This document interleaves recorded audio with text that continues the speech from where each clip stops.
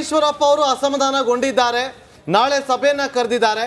ಅವರನ್ನ ಸಮಾಧಾನ ಪಡಿಸೋದು ಬಿಜೆಪಿ ನಾಯಕರಿಗೆ ಒಂದು ಹೊಣೆ, ರಾಜ್ಯ ಬಿಜೆಪಿ ನಾಯಕರಿಗೆ. ಹಾಗಾಗಿ ಬಿಜೆಪಿ ವರಿಷ್ಠರು ಒಂದು ಆಫರ್ ಅನ್ನ ಕೊಟ್ಟಿದ್ದಾರೆ. ಈಶ್ವರಪ್ಪ ಅವರನ್ನ ಸಮಾಧಾನಗೊಳಿಸುವಂತಹ ಸುದ್ದಿ ಇದು ಎಕ್ಸ್ಕ್ಲೂಸಿವ್ ರಿಪಬ್ಲಿಕ್ ಕನ್ನಡಕ್ಕೆ ಲಭ್ಯವಾಗಿರುವಂಥದ್ದು. ಬಿಜೆಪಿ ವರಿಷ್ಠರಿಂದ ಪುತ್ರ ಕಾಂತೇಶ್ಗೆ ಒಂದು ಆಫರ್ ಅನ್ನ ಕೊಟ್ಟಿದ್ದಾರೆ. ಸಮಾಧಾನ ಆಗಿರಿ, ಟಿಕೆಟ್ ಕೊಟ್ಟಿಲ್ಲ, ಓಕೆ, ಒಂದು ಆಫರ್ ಕೊಡ್ತೀವಿ, ಪದವೀಧರ ಕ್ಷೇತ್ರದಿಂದ ಟಿಕೆಟ್ ಕೊಡ್ತೀವಿ, ಯಾವುದಕ್ಕೂ ತಲೆ ಕೆಡಿಸ್ಕೋಬೇಡಿ, ನೈಋತ್ಯ ಪದವೀಧರ ಕ್ಷೇತ್ರದಿಂದ ನಿಮಗೆ ಟಿಕೆಟ್ ಅನ್ನ ಕೊಡ್ತೀವಿ ಅಂತ ಹೇಳಿದ್ದಾರೆ. ಹೈಕಮಾಂಡ್ ಈ ಆಫರ್ ಅನ್ನ ಕೊಟ್ಟಿದ್ದಾರೆ. ಆದರೆ ವರಿಷ್ಠರು ಕೊಟ್ಟಿರುವಂಥ ಭರವಸೆ ಇದೆಯಲ್ಲ, ಆ ಭರವಸೆಯನ್ನ ಒಪ್ಕೊಂಡಿಲ್ಲ. ನಾಳೆ ಸಭೆ ಮಾಡ್ತೀನಿ, ಆಮೇಲೆ ತೀರ್ಮಾನ ತೆಗೆದುಕೊಳ್ತೀನಿ ಅಂತೇಳಿ ಕಡಾಖಂಡಿತವಾಗಿ ಹೇಳಿದ್ದಾರಂತೆ ಮಾಜಿ ಸಚಿವರಾಗಿರುವಂಥ ಈಶ್ವರಪ್ಪ ಅವರು. ಬಿಜೆಪಿಗೆ ಶಿವಮೊಗ್ಗದಲ್ಲಿ ಬಿಜೆಪಿಯ ಭದ್ರಕೋಟೆ ಅಂತ ಕರೆಸಿಕೊಳ್ಳುವಂಥ ಶಿವಮೊಗ್ಗದಲ್ಲಿಯೇ ಬಂಡಾಯದ ಬಿಸಿ, ಅದು ಪ್ರಬಲ ನಾಯಕನಿಂದಾಗಿ ತಟ್ಟುವಂಥ ನಿರೀಕ್ಷೆಗಳು, ಸಾಧ್ಯತೆಗಳು ಕಂಡು ಬರ್ತಾ ಇದೆ ದಟ್ಟವಾಗಿ. ಯಡಿಯೂರಪ್ಪನವರು ಅನ್ಯಾಯ ಮಾಡ್ತಾ ಇದ್ದಾರೆ ಅಂತ ನೋವನ್ನು ಅನುಭವಿಸ್ಕೊತಾ ಇದ್ದಾರೆ. ಅವ್ರ ಧ್ವನಿ ಆಗ್ಬೇಕಲ್ಲ, ನಾನು ಅದನ್ನ ನಾಳೆ ಚಿಂತೆ ಮಾಡ್ತೇನೆ. ನಾನು ಈಗಲೇ ಯಾವುದು ಹೇಳಲ್ಲ. ನಾನು ಈಗಲೂ ಕೂಡ ಇನ್ನೂ ಹೇಳ್ತಾ ಇದ್ದೀನಿ. ನನಗೆ ಈ ತಾನೇ ರಾಧಾ ಮೋಹನ್ ಅಗರ್ವಾಲ್, ನಮ್ಮ ರಾಷ್ಟ್ರೀಯ ಪ್ರಧಾನ ಕಾರ್ಯದರ್ಶಿಗಳು, ಲೋಕಸಭಾ ಕ್ಷೇತ್ರ ಇನ್ಚಾರ್ಜ್, ಅವರು ನನಗೆ ಈಗ 10 ನಿಮಿಷ ಕೇಳಕ್ಕೆ ಫೋನ್ ಮಾಡಿ, ನಿಮ್ಮ ಮಗನಿಗೆ ಈ ವಿಧಾನ ಪರಿಷತ್ತಿನ ಟಿಕೆಟ್ನ ಕೊಡ್ತೇನೆ, ಕೇಂದ್ರದ ನಾಯಕರ ಹತ್ರ ಮಾತಾಡಿದ್ವಿ, ಕಾಂತೇಶಿಗೆ ನಾಳೆ ಬರುವಂಥ ಗ್ರಾಜುಯೇಟ್ ಚುನಾವಣೆ ನಿಲ್ಲಿಸ್ತೀವಿ, ಅವಕಾಶ ಮಾಡಿಕೊಡ್ತೀವಿ ಅಂತ ಹೇಳಿದ್ರು. ನಾನು ಯಾವುದೂ ಇನ್ನೂ ಅವ್ರಿಗೆ ಪ್ರಾಮಿಸ್ ಮಾಡಿಲ್ಲ. ಅವ್ರ ಜೊತೆ ಕೂತು ಚರ್ಚೆ ಮಾಡಿ ತೀರ್ಮಾನ ಮಾಡ್ತೇವೆ. ಯಡಿಯೂರಪ್ಪನವರು ಅನ್ಯಾಯ ಮಾಡ್ತಾ ಇದ್ದಾರೆ. ನಿಮ್ಮ ಫ್ರೆಂಡ್ ಈಶ್ವರಪ್ಪನವರು ಮಾತಾಡಿದ್ರು, ನಮ್ಗೆ ಯಡಿಯೂರಪ್ಪ ಕೊಟ್ಟ ಮಾತಿನಂತೆ ನಡೆದುಕೊಳ್ಳಿಲ್ಲ ಅನ್ನೋ ಮಾತನ್ನ ನೆನ್ನೆ ಹೇಳಿ. ಅವ್ರ ಜೊತೆ ಮಾತಾಡ್ತೇನೆ, ಅವರು ಸರಿ ಹೋಗ್ತಾರೆ. ಅವ್ರ ಮಗನಿಗೆ MLC ಮಾಡಬೇಕು ಅಂತ ಡೆಲ್ಲಿ ಅವರು ಯೋಚನೆ ಮಾಡ್ತಾ ಇದ್ದಾರೆ, ಎಲ್ಲ ಸರಿ ಹೋಗ್ತಾರೆ. ನಿಮ್ಮ ಫ್ರೆಂಡ್ ಈಶ್ವರಪ್ಪನವರು ಮಾತಾಡಿದ್ರು, ನಮ್ಗೆ ಯಡಿಯೂರಪ್ಪ ಕೊಟ್ಟ ಮಾತಿನಂತೆ ನಡೆದುಕೊಳ್ಳಿಲ್ಲ ಅನ್ನೋ ಮಾತನ್ನ ನೆನ್ನೆ ಹೇಳಿ. ಅವ್ರ ಜೊತೆ ಮಾತಾಡ್ತೇನೆ, ಅವರು ಸರಿ ಹೋಗ್ತಾರೆ. ಅವ್ರ ಮಗನಿಗೆ MLC ಮಾಡಬೇಕು ಅಂತ ಡೆಲ್ಲಿ ಅವರು ಯೋಚನೆ ಮಾಡ್ತಾ ಇದ್ದಾರೆ, ಎಲ್ಲ ಸರಿ ಹೋಗ್ತಾರೆ. ನಿಮ್ಮ ಫ್ರೆಂಡ್ ಈಶ್ವರಪ್ಪನವರು ಮಾತಾಡಿದ್ರು, ನಮ್ಗೆ ಯಡಿಯೂರಪ್ಪ ಕೊಟ್ಟ ಮಾತಿನಂತೆ ನಡೆದುಕೊಳ್ಳಿಲ್ಲ ಅನ್ನೋ ಮಾತನ್ನ ನೆನ್ನೆ ಹೇಳಿ. ಅವ್ರ ಜೊತೆ ಮಾತಾಡ್ತೇನೆ, ಅವರು ಸರಿ ಹೋಗ್ತಾರೆ. ಅವ್ರ ಮಗನಿಗೆ MLC ಮಾಡಬೇಕು ಅಂತ ಡೆಲ್ಲಿ ಅವರು ಯೋಚನೆ ಮಾಡ್ತಾ ಇದ್ದಾರೆ, ಎಲ್ಲ ಸರಿ ಹೋಗ್ತಾರೆ. ನಿಮ್ಮ ಫ್ರೆಂಡ್ ನೋಡಿ, ಯಾವಾಗ ಬಿಜೆಪಿಯ ಟಿಕೆಟ್ ಘೋಷಣೆ ಆಯ್ತು 20 ಅಭ್ಯರ್ಥಿಗಳಿಗೆ ಯಡಿಯೂರಪ್ಪನವರದು ಮತ್ತೊಮ್ಮೆ ಅಪ್ಪರ್ ಹ್ಯಾಂಡ್ ಅನ್ನೋ ಚರ್ಚೆ ಬಹಳ ಜೋರಾಗಿ ನಡೀತಿದೆ. ಅದು ಕೇಸರಿ ಪಾಳ್ಯದ ಒಳಗೂ ಹಾಗೆ ಸಾಮಾಜಿಕ ಜಾಲತಾಣದಲ್ಲೂ ಕೂಡ, ಹಾಗೆ ಬಹಿರಂಗವಾಗಿ ಇದು ಕಾಣೋಕ್ ಸಿಗ್ತಿದೆ ಕೂಡ ಅಂತ ಮತ್ತೊಮ್ಮೆ ಬಿಜೆಪಿಯ ಪವರ್ ಸೆಂಟರ್ ಆಗಿ ಹೋಗಿದೆ ಧವಳಗಿರಿ. ಯಡಿಯೂರಪ್ಪನವರ ನಿವಾಸ ಧವಳಗಿರಿ. BS ಯಡಿಯೂರಪ್ಪನವರ ನಿವಾಸಕ್ಕೆ ಗಣ್ಯರ ದೌಡು. ಒಂದು ಕಡೆ ಟಿಕೆಟ್ ಸಿಕ್ಕವರು ನಮಸ್ಕಾರ ಮಾಡಿ ಥ್ಯಾಂಕ್ಸ್ ಹೇಳಿ ಆಶೀರ್ವಾದ ಪಡ್ಕೊಳ್ಳೋಕೆ, ಸಿಗದೆ ಇದ್ದವರು ಮುಂದೇನು ಗತಿ ನಮ್ಮದು, ಹೀಗೆ ಯಾಕೆ ಆಯಿತು, ಮುಂದೇನು ಮಾಡಬೇಕು ಅಂತ ಹೇಳಿ ಕೇಳಲಿಕ್ಕೆ. ಒಟ್ಟಿನಲ್ಲಿ ಟಿಕೆಟ್ ಘೋಷಣೆ ಬೆನ್ನಲ್ಲೇ ಅಭ್ಯರ್ಥಿಗಳು ಹಾಗೆ ಕೆಲ ಆಕಾಂಕ್ಷಿಗಳು, ಇನ್ನೂ ಸೀಟ್ಗಳು ಬಾಕಿ ಇದೆ ಅನೌನ್ಸ್ ಆಗೋದು 5 ಲೆಕ್ಕಾಚಾರದ ಪ್ರಕಾರ. ಯಾಕಂದರೆ 3 JDSಗೆ ಬಿಟ್ಕೊಟ್ಟಿರೋದ್ರ ಬಗ್ಗೆ ಮಾಹಿತಿ ಸಿಗ್ತಿರೋದ್ರಿಂದ. ಹೀಗಾಗಿ ಯಡಿಯೂರಪ್ಪನವರ ನಿವಾಸ ಇದೀಗ ಮತ್ತೊಮ್ಮೆ ಬಿಜೆಪಿ ಪಕ್ಷದ ಪವರ್ ಹೌಸ್, ಪವರ್ ಸೆಂಟರ್ ಆಗಿದೆ.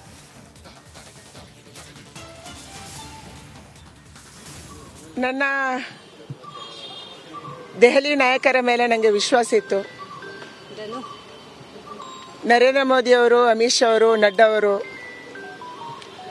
ಯಾವ ಜವಾಬ್ದಾರಿಯನ್ನು ನನಗೆ ವಹಿಸಿದ್ರು, ಅದು ಪಕ್ಷದ್ದಿರ್ಬೋದು ಅಥವಾ ಭಾರತ ಸರ್ಕಾರದ್ದಿರ್ಬೋದು, ಇದೆಲ್ಲದನ್ನು ಕೂಡ ನಾನು ಪ್ರಾಮಾಣಿಕವಾಗಿ ಮಾಡುವಂಥ ಒಂದು ಪ್ರಯತ್ನವನ್ನು ಮಾಡಿದ್ದೆ.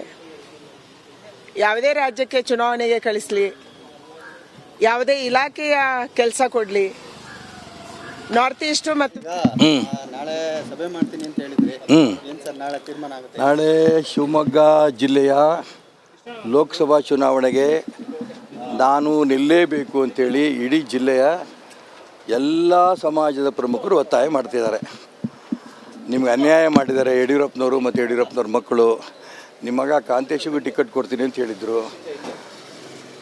ಜೊತೆಗೆ ನಾನೇ ಟಿಕೆಟ್ ಕೊಡೋದಲ್ಲದೆ ನಾನೇ ಹಾವೇರಿ ಕ್ಷೇತ್ರದಲ್ಲಿ ಓಡಾಟ ಮಾಡಿ ಗೆಲ್ಲಿಸ್ತೀನಿ ಅಂತ ಯಡಿಯೂರಪ್ಪನವ್ರು ಹೇಳಿದರು. ಮೋಸ ಮಾಡಿದ್ದಾರೆ.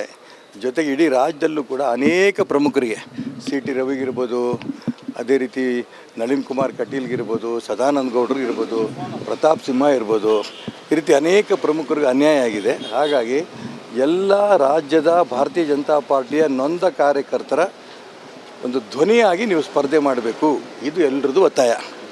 ಈ ದಿಕ್ಕಿನಲ್ಲಿ ನಾಳೆ ಅವರೆಲ್ಲರದ್ದು ಕೂಡ ಒಂದು ಅಭಿಪ್ರಾಯ ಸಂಗ್ರಹ ಮಾಡ್ತಾಯಿದ್ದೀನಿ. ಶಿವಮೊಗ್ಗದಲ್ಲಿ ಸಂಜೆ 5 ಗಂಟೆಗೆ ಬಂಡಜಾರ ಸಮುದಾಯ ಭವನದಲ್ಲಿ ಸಭೆ ಇದೆ. ಅವರೆಲ್ಲ ಅಭಿಪ್ರಾಯ ತಗೊಂಡು ಅಂತಿಮ ತೀರ್ಮಾನವನ್ನು ಅವ್ರ ಜೊತೆಗೆ ಹಂಚ್ಕೋಬೇಕು ಅಂತ ಯೋಚನೆ ಮಾಡಿದ್ದೀನಿ. ಯಡಿಯೂರಪ್ಪ ಮಾತಾಡಿದ್ದಾರೆ ಸರ್ ನಿಮ್ಮ ಜೊತೆ? ಇಲ್ಲ, ಮಾತಾಡಿಲ್ಲ. ಅವ್ರು ಮಾತಾಡಿದರೆ ರಿಯಾಕ್ಷನ್ ಮಾಡಿದ್ದಾರೆ ಸರ್. MLC ಮಾಡಬೇಕು ಅನ್ನೋದ್ರ ಬಗ್ಗೆ ಹೈಕಮಾಂಡ್ ಮಾಡಿದ್ರೆ ಚರ್ಚೆ ಆಗ್ತಾ ಇದೆ. ಕಾಂತೇಶ್ ಅವರು ಒಂದು ನಿಮಿಷ ತಡೀರಿ, ಆಯಿತು, ನೀವು ಹೇಳ್ತೀರಿ ಸರಿ ಇದೆ, ಇಲ್ಲ ಅಂತಂದಿಲ್ಲ. ಯಡಿಯೂರಪ್ಪ ನನ್ನ ಹತ್ರ ಮಾತಾಡಿಲ್ಲ. MLC ಬಗ್ಗೆ ಪ್ರಸ್ತಾಪ ಇನ್ನೂ ಆಗಿಲ್ಲ. ಒಂದು ಸರಿ ಆಗಲೇ ಹಾವೇರಿನಲ್ಲಿ ಕಾಂತೇಶಗೆ ಟಿಕೆಟ್ ಕೊಡಿಸಿ ಚುನಾವಣಾ ಪ್ರಚಾರ ಮಾಡಿ ಗೆಲ್ಸಾಯ್ತು ಅವ್ರು ಆಗಲೇ ಒಂದು ಸರಿ. ಅವ್ರ ಮಾತನ್ನು ನಂಬಿ ನನ್ನ ಮಗ ವರ್ಷಗಟ್ಟಲೆ ಓಡಾಟ ಮಾಡಿ ಅಲ್ಲಿ ಎಲ್ಲ ಜನರ ಮನಸ್ಸನ್ನು ಗೆದ್ದು ಎಲ್ಲ ಸಾಧು ಸಂತರ ಮಠಗಳಿಗೆ ಹೋಗಿ ಅವರೆಲ್ಲರೂ ಆಶೀರ್ವಾದ ತೊಗೊಂಡು ಇನ್ನೇನು ಟಿಕೆಟ್ ತೊಗೊಂಡು ಗೆಲ್ತಾನೆ ಅನ್ನೋಂಥ ಬಂದಂಥ ಸಂದರ್ಭದಲ್ಲಿ ಟಿಕೆಟನ್ನು ಕೊಡ್ದಂಗೆ ಮೋಸ ಮಾಡಿದವರು ಮಾನ್ಯ ಯಡಿಯೂರಪ್ಪನವರು. ಟಿಕೆಟೇ ಕೊಡಿಸ್ತೀನಿ, ಟಿಕೆಟೂ ಕೊಡಿಸ್ತೀನಿ, ಓಡಾಟನೂ ಮಾಡ್ತೀನಿ ಅಂತ ಹೇಳಿ ಮೋಸ ಮಾಡಿದವರು ಈಗ MLC ಇದು ಮತ್ತೊಮ್ಮೆ ಮುಗಿತುಪ್ಪ ಹಚ್ಚೋ ಪ್ರಯತ್ನ ಮಾಡ್ತೀನಿ. ಹೆಂಗೆ ನಂಬ್ತೀರಿ ಇವ್ರನ್ನ? ನನಗೆ ಮಂತ್ರಿ ಮಾಡ್ತೀನಿ ಅಂತ ಹೇಳಿದರು. ನನಗೆ ಕ್ಲೀನ್ ಶೀಟ್ ಕೋರ್ಟಿಂದ ಸಿಗ್ತಿದ್ದಂಗೆ 2-3 ದಿನದಲ್ಲೇ ಈಶ್ವರಪ್ಪ ಮಂತ್ರಿ ಆಗ್ತಾರೆ. ಯಾಕೆ ಮಾಡಲಿಲ್ಲ? ಇಡೀ ಕರ್ನಾಟಕ ರಾಜ್ಯದಲ್ಲಿ ಚಿಕ್ಕಮಗಳೂರು ಕ್ಷೇತ್ರದಲ್ಲಿ ಆದಷ್ಟು ಶೋಭಾ ವಿರುದ್ಧ ಗೋಬ್ಯಾಕ್ ಶೋಭಾ ಅಂತ ಆಗಿದ್ದು ಇನ್ನೆಲ್ಲೂ ಆಗಿಲ್ಲ. ಅಂಥ ಶೋಭನ್ಗೆ ಚಿಕ್ಕಮಗಳೂರು ತಪ್ಪಿಸಿ ಸದಾನಂದಗೌಡ ಕ್ಷೇತ್ರದಲ್ಲಿ ಸಾಮಾನ್ಯ ಜನ ಸದಾನಂದಗೌಡರು ಬೇಕು ಅನ್ನೋಂಥ ಕ್ಷೇತ್ರದಲ್ಲಿ ಬೆಂಗಳೂರು ಉತ್ತರಕ್ಕೆ ಯಾಕೆ ಶೋಭನ್ ಕರ್ಕೊಂಬಂದು ಹಾಕಿದ್ರು? ಜನಕ್ಕೆ ಬೇಡ ಅಂತ ಜಾಗ, ಕಾರ್ಯಕರ್ತರು ಬೇಡ ಅಂತ ಜಾಗದಲ್ಲಿ ತನಗೆ ಬೇಕಾದರೂ ಹಾಕ್ಸೋಣಕ್ಕೆ ಇವ್ರ ಶಕ್ತಿ ಇದೆ. ಇವರೇ ಪ್ರಾಮಿಸ್ ಮಾಡಿದಂಥ 40 ವರ್ಷ ಈ ಸಂಘಟನೆಯಲ್ಲಿ ಕೆಲಸ ಮಾಡಿದ್ದೀನಿ ನಾನು. ಎಂದೆಂದೂ ಸಂಘಟನೆ ವಿರುದ್ಧ ನಾನು ಹೋದನಲ್ಲ. ರಾಯಣ್ಣ ಬ್ರಿಗೇಡ್ ಮಾಡಿದ್ವಿ, ಲಕ್ಷಾಂತರ ಜನನ ಅವ್ರ ಸಂಘಟನೆ ಆಗಿತ್ತು. ಎಲ್ಲಿ? ಕೂಡಲ ಸಂಗಮದಲ್ಲಿ. ಅವ್ರು ಯಾಕೆ ಕಣ್ಣು ಉರಿ ಆಯಿತೋ ಗೊತ್ತಿಲ್ಲ. ಹಿಂದುಳಿದವರು, ದಲಿತರು ಅಷ್ಟು ದೊಡ್ಡ ಸಂಖ್ಯೆ ಸೇರಿತ್ತು. ಆ ಸಂದರ್ಭದಲ್ಲಿ ಮಾನ್ಯ ಯಡಿಯೂರಪ್ಪನವರು ಅಮಿತ್ ಶಾ ಹತ್ರ ಕೂತ್ಕೊಂಡು ಸಂಗೊಳ್ಳಿ ರಾಯಣ್ಣ ಬ್ರಿಗೇಡ್ ಬೇಡ,